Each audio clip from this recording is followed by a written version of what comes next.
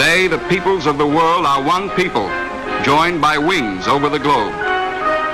Today, people of all races, of every level, move from country to country in a matter of hours.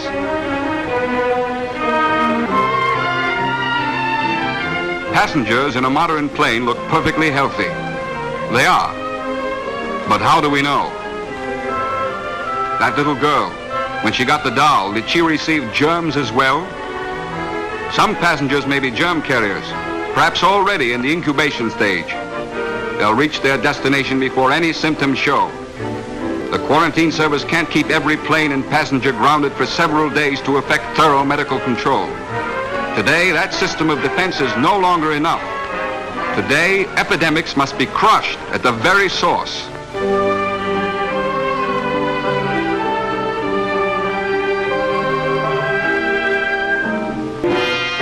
The struggle against epidemics is a global one, for the danger of death is worldwide.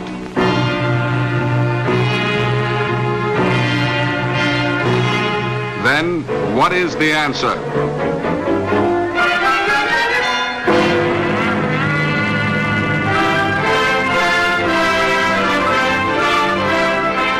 Within the framework of the United Nations, a new organization exists to promote the welfare of all people, the World Health Organization. In its first assembly, July 1948, Director General Dr. Chisholm declared that this organization was physically prepared to raise the health level of all people. All peoples of every race and belief will be helped by doctors from all races and nations. A tremendous movement of world solidarity is now born. A worldwide system of medical control will exist everywhere. New York was then the clearinghouse for the incoming orders for vaccines and equipment needed to fight the epidemic that was menacing Egypt. Dr. Calderon issued orders. How about sulfadiazine, serums, needles, syringes? The World Health Organization's first chief administrative officer was Dr. Frank Calderon, whose wife Mary Calderon would go on to become the public face of America's cultural revolution and sex education. In 1953, Mary Calderon would be appointed medical director of Planned Parenthood Federation of America. It was in this capacity that Calderon would become involved in SSSS, the Society for the Scientific Study of Sex, which was founded in 1957 by 6 Jews, including Harry Benjamin, who had studied under Magnus Hirschfeld at his Institute of Sexual Research, and would be the first to bring Hirschfeld's transgenderism to the United States. By 1960, this group of Jewish sexologists had recruited at least 41 other professionals towards their goal of bringing about the sexual revolution in America, and elected the Society's first president, Albert Ellis, a Jewish neo-Freudian psychologist and pornographer, who would describe most Americans as sex fascists. It was at an early meeting of Benjamin and Ellis's SSSS that Mary Calderon and Lester Kirkendall, the sex education specialist for the U.S. Office of Education from 1944 to 1945, would decide to create an organization entirely focused on sneaking the sexual revolution into America's classrooms under the banner of sex education. This idea would ultimately be realized with the creation of SIECUS, the Sexuality Information and Education Council of the United States. Rather than wage a direct war on American Christianity, SIECUS would instead pursue a path of subverting sexual morality from inside the churches, and using affiliation with organized religion to grant itself moral legitimacy. Calderon had seen the potential of this strategy firsthand at the 1961 North American Conference on Church and Family, hosted by the National Council of the Churches of Christ, and attended by representatives of America's liberal Christian denominations. The conference's organizer, Evelyn Duvall, described the purpose of the conference as being to search for what seems best for human well-being, of both the individuals involved and of society as a whole, as a basis for Christian family policy. The Christian leaders would be instructed by leading sexologists such as Mary Calderon and Lester Kirkendall, as well as Kinsey Report's co-author Wardell Pomeroy, and Jewish Planned Parenthood leader Alan Guttmacher. Dr. Guttmacher, you're president of World Population Planned Parenthood. Tell me, what does it mean, Planned Parenthood? Planned Parenthood is relatively simple to define. It is a movement which tries to make each child a wanted child born to responsible parents. And what we are attempting to do, of course, is to encourage countries to curtail the rate of growth. I am encouraged because we have governments becoming deeply involved each year. One or more, or many governments make population control part of national policy. SIECUS would be officially founded in 1964, just months after a UNESCO International Symposium on Sex Education had produced a universal outline for sex education in the globalist age. Sex education should begin at an early age and be integrated into the whole curriculum, and should treat moral norms as relative concepts which change with time. The official UNESCO brand of comprehensive sex education would include instruction on topics including abortion, birth control, and sexual deviations. Just months after the conference, SIECUS would be formed around the UNESCO model, stating that its goal was not to eradicate a problem, such as VD or illegitimate births, so much as to create something new in the world, knowledge in depth and attitudes in breadth about that part of the human individual that is so central to his total well-being, his sexuality. Among notable co-founders and early board members of SIECUS were communist-affiliated Reverend William H. Genet, Jewish Communist Party member and managing editor of Sexology magazine, Isidore Rubin, and Rabbi Bernard Kligfeld. Mary Calderon would serve as the first executive director of SIECUS and would act as the public face of revolutionary sex education in America for decades. And there, at the very least, I think, we have an obligation to make available to young people who are exposed at various times, as Joel has pointed out, to sexual titillation and sexual double meanings and sexual exploitation of various kinds, make available to them as much basic factual material as they need at their particular stage of evolution. That the material is available and the parents do not give it to them renders them peculiarly vulnerable in the society to exploitation of various kinds.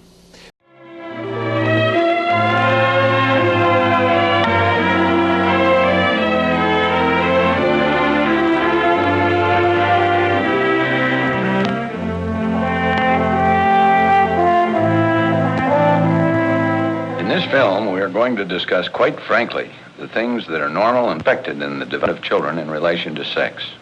Some of you may become somewhat uncomfortable as parts of this film unfold. We have talked about the importance of answering the questions of the curious child. Equally important is how we react to his behavior. As children get a little older, there is a behavior pattern that is common to almost all boys and a large number of girls. I'm referring, of course, to masturbation. Let me at this point make a clear-cut scientific statement. Masturbation is not harmful. The young child often plays with his genitals. Parents are very wrong who add to guilt by terrifying the teenager with fables and myths, or by giving the impression that the genital areas are evil or taboo. Let us take a look at how these wrong attitudes toward the genital organs are formed early in infancy.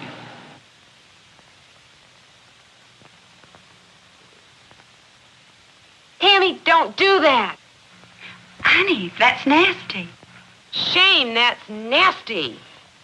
Over a period of time, the child automatically expects this kind of reaction. Without even thinking, in his young mind, he comes to believe that he's done something bad, something wrong. This undeserved guilt can carry over into childhood or even adulthood. In fact, the parents of the babies we just saw probably were themselves treated this way when they were younger. The child's whole attitude towards sex, then, is built on the premise that there is an element of badness in it. He can't help himself. He has been trained this way, and it's been built into his conscious and his unconscious, before he was even aware of what it meant.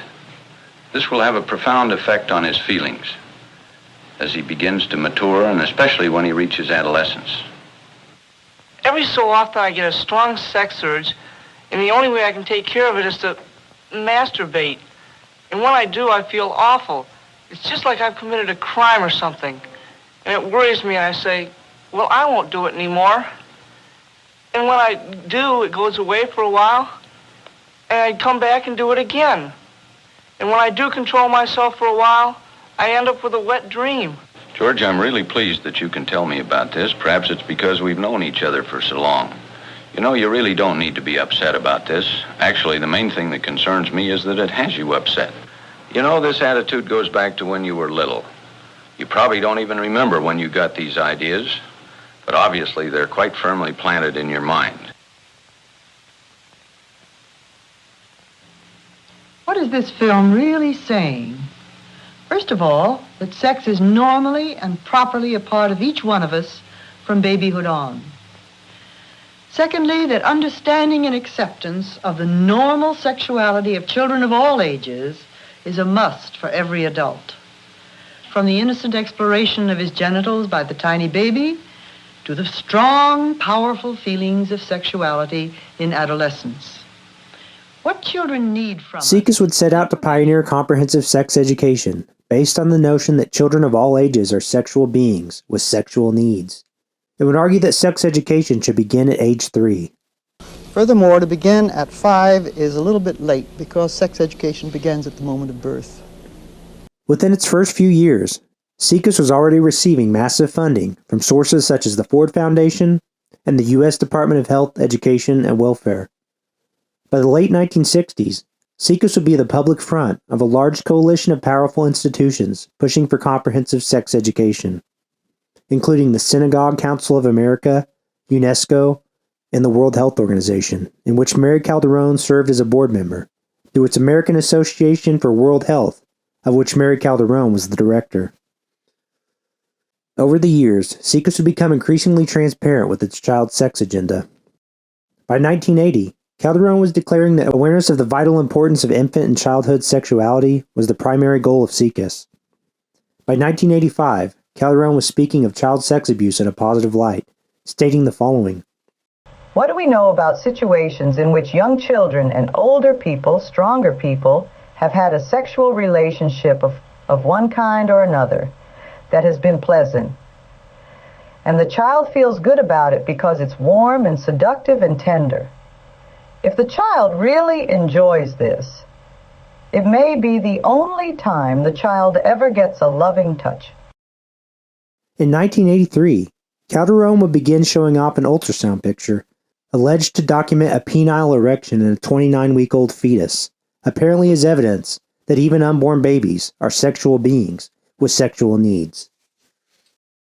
Twin Circle Headlines.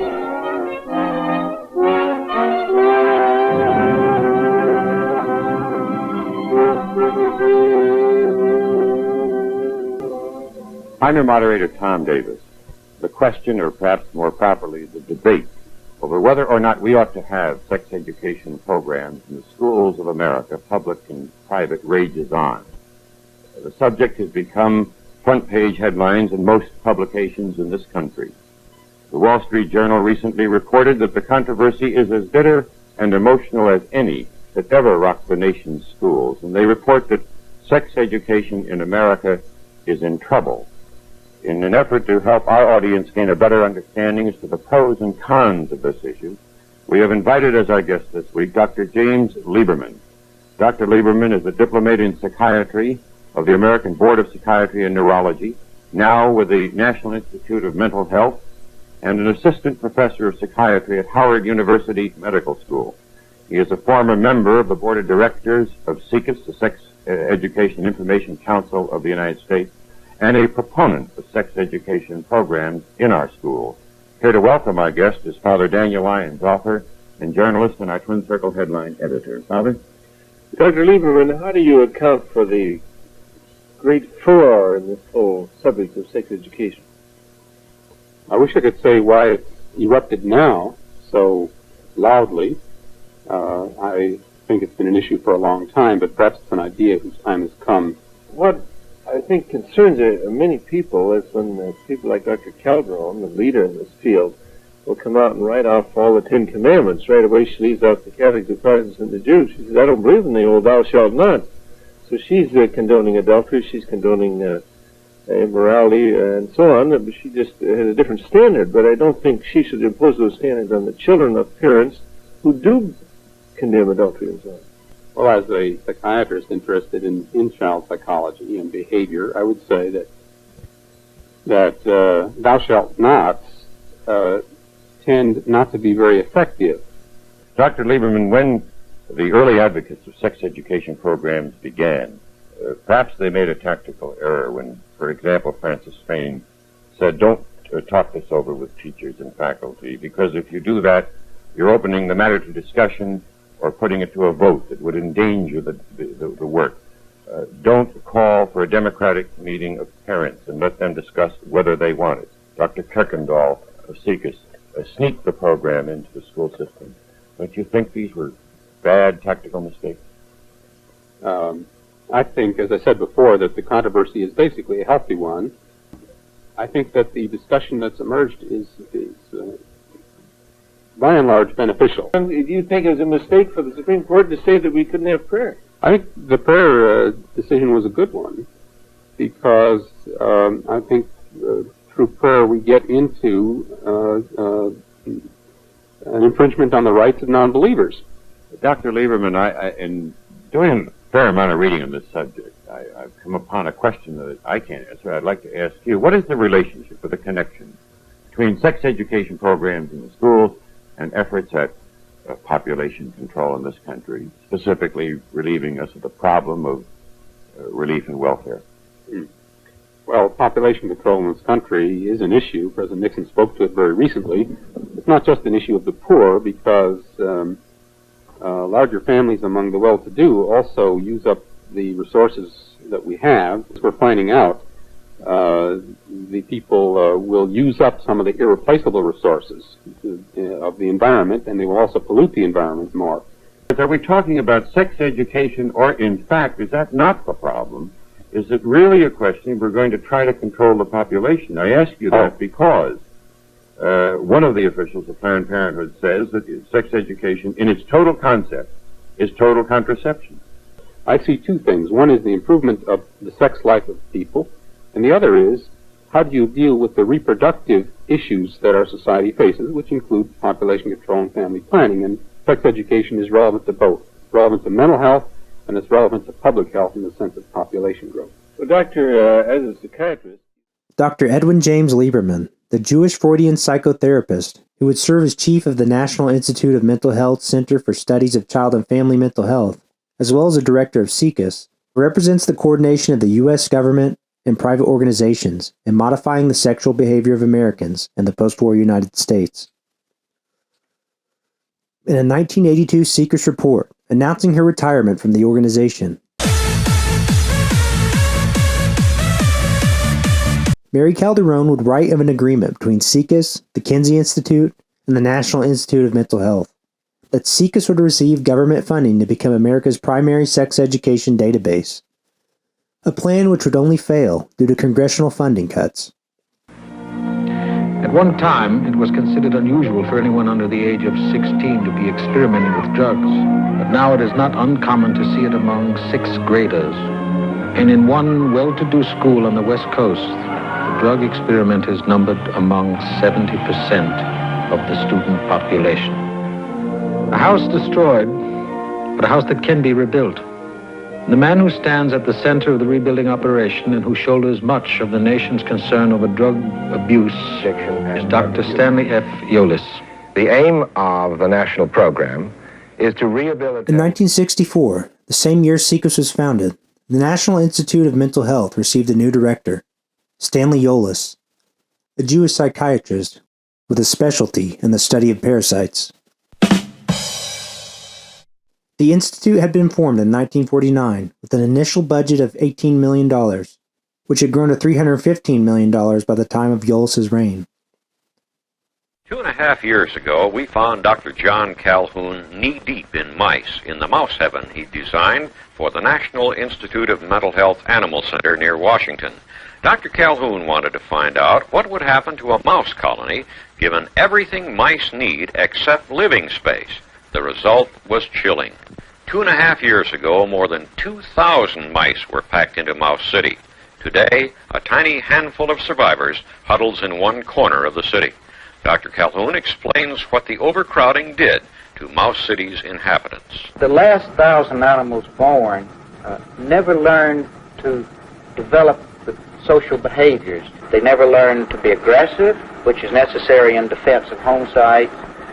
They never learned to court. There was no mating.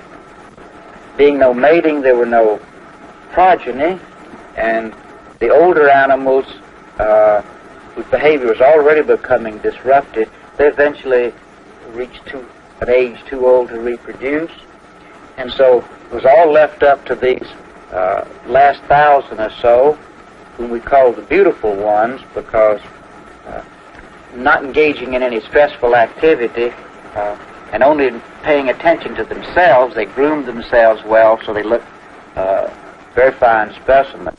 But from that point on, which was about the time that you were here 2.5 years ago, this reproduction totally ceased, and the animals have just aged and died. Yolles would turn the Institute's resources towards the radical subversion of sexual morality, culminating in 1967 with the creation of the Task Force on Homosexuality. The disproportionately Jewish task force would consist of sexologists and other influential figures determined to change American attitudes towards homosexuality, including John Money, a pioneer of transgenderism, Paul Gebhard, the head of the Kinsey Institute, and Morris Plaskow, a Jewish judge who would state that homosexuality must be socially accepted as a fact of life. A laissez-faire attitude towards the homosexual must develop. Immediately following the Stonewall riots and the launch of the global gay liberation movement in 1969, the Task Force on Homosexuality would produce a final report calling for the establishment of a Center for the Study of Sexual Behavior, in which the study of homosexuality would be placed within the context of the study of the broad range of sexuality, both normal and deviant. Among other activities, the proposed center would advocate changes in social policy with respect to sexual behavior, carry out cross-cultural studies to clarify the significance of family structure, role differentiation, child training, economic organization, values, religion, and ideology in relation to sex and sexual deviation, and develop broader programs in sex education, in which information about homosexuality would be included in such programs in the schools as well as for the public at large. The report suggests directing such information to community mental health centers, inasmuch as they are appropriate agencies to disseminate educational materials to schools, civic groups, etc., and they can reach children and adolescents and their families at periods which are critical in psychosexual maturation, so that condemnatory and punitive attitudes towards homosexuality and other deviant sexual behaviors could be prevented or alleviated.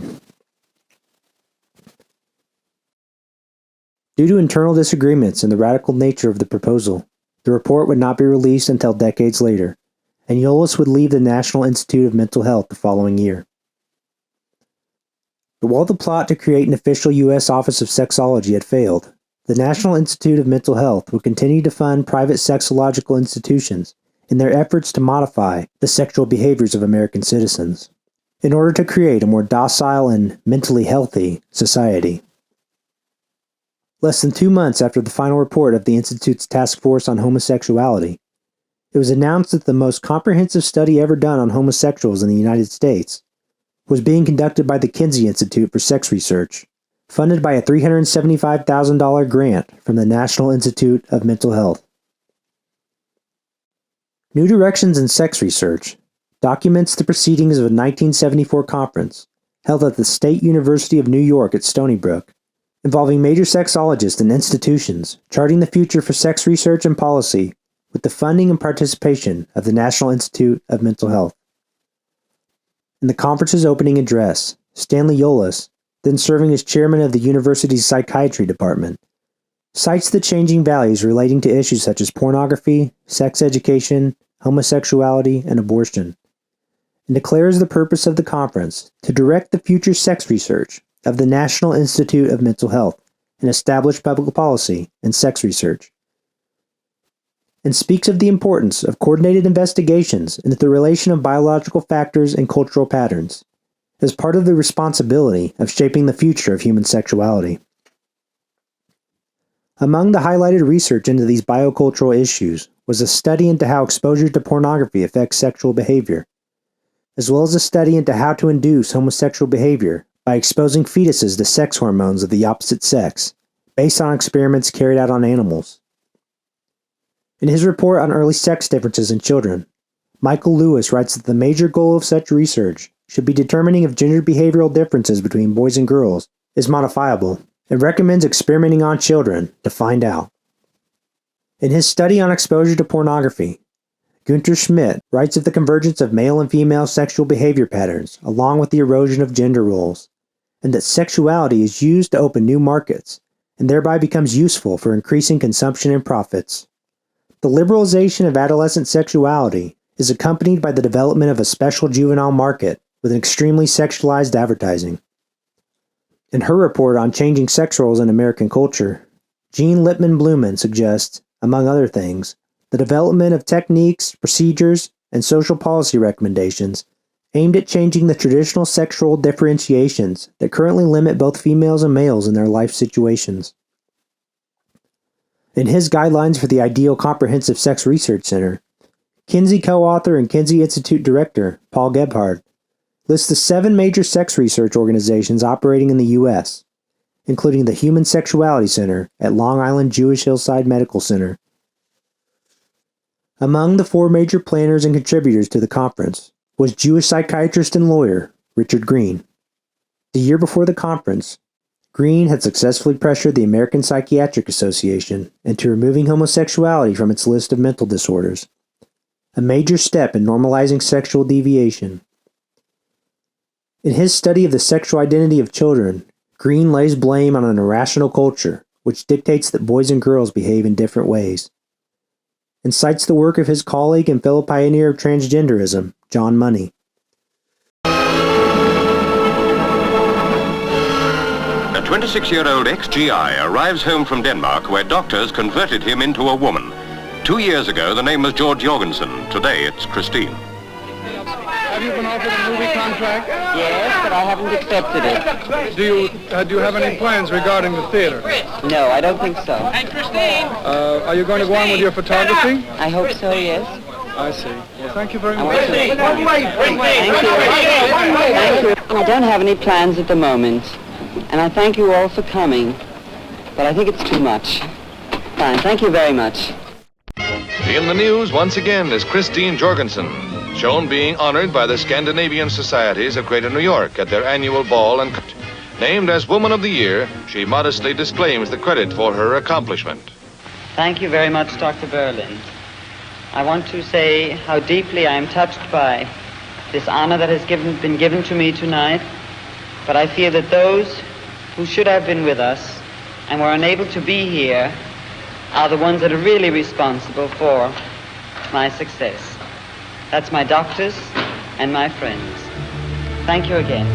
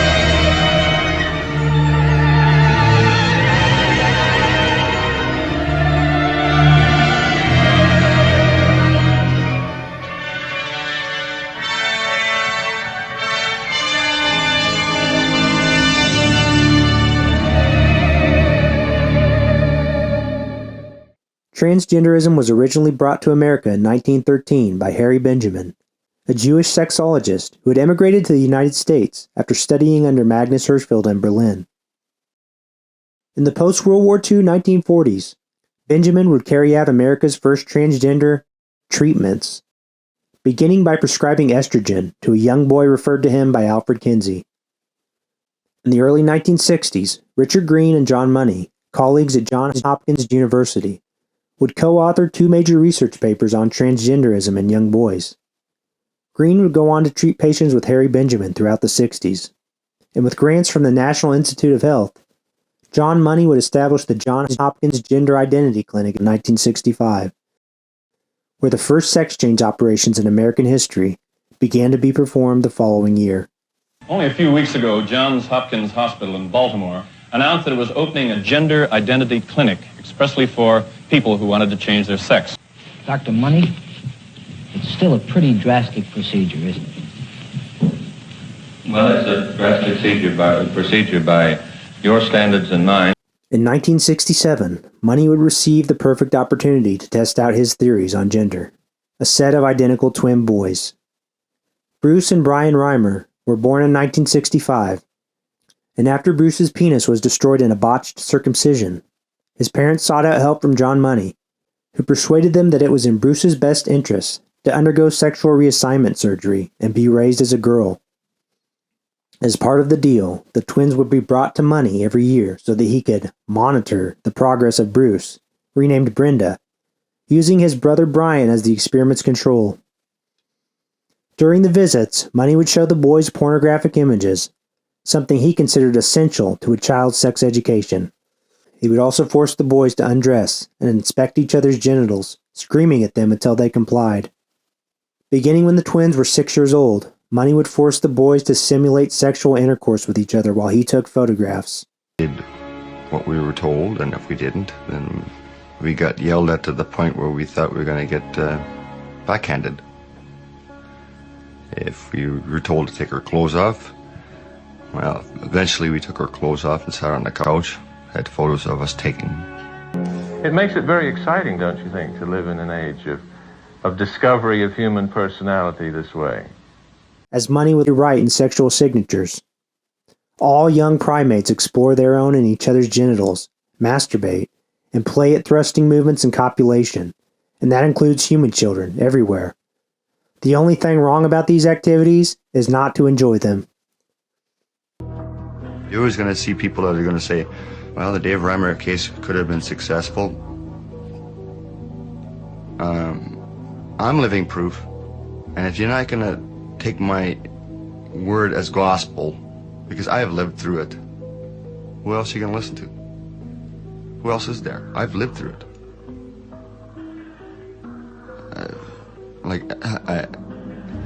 Is it going to take somebody to wind up killing themselves, shooting themselves in the head for people to listen? The Reimer twins would never recover from the trauma inflicted on them by John Money and the medical establishment, and both would commit suicide in their 30s. With the benefit of hindsight, based on what we knew at the time about how you become male or female or boy or a girl, with the advantage of hindsight, knowing the difficulties, to say the least, of creating a penis surgically, the decision that John Money made at the time was the correct one, and I would have made the same one at that time. John Money would outlive both of his twin victims, dying at the age of 84 in 2006 as a celebrated and honored pioneer of transgenderism, after having spent around 60 years contributing to the sexual revolution, including in his capacity as a regular member of the SIECUS Board of Directors, determining the K-12 sex education provided in American schools. Along with his fellow sexologists, John Money believed it to be essential for children to be exposed to pornography at a very early age. In Sexual Signatures, Money would write that explicit sexual pictures can and should be used as part of a child's sex education. The best time to introduce such pictures is before a child's biological clock has signaled the start of puberty. Prepubertal children are intellectually capable of understanding sex, and their curiosity about life runs high. They will no doubt find these pictures erotically stimulating, but as the novelty wears off, they will soon settle down and will accept the information in the matter-of-fact way that they accept information about other facets of adult life. But within a culture which Money and his colleagues condemned for its suppression of such childhood sex exploration, how will the agents of the sexual revolution bypass parental authority and deliver pornography directly to young children?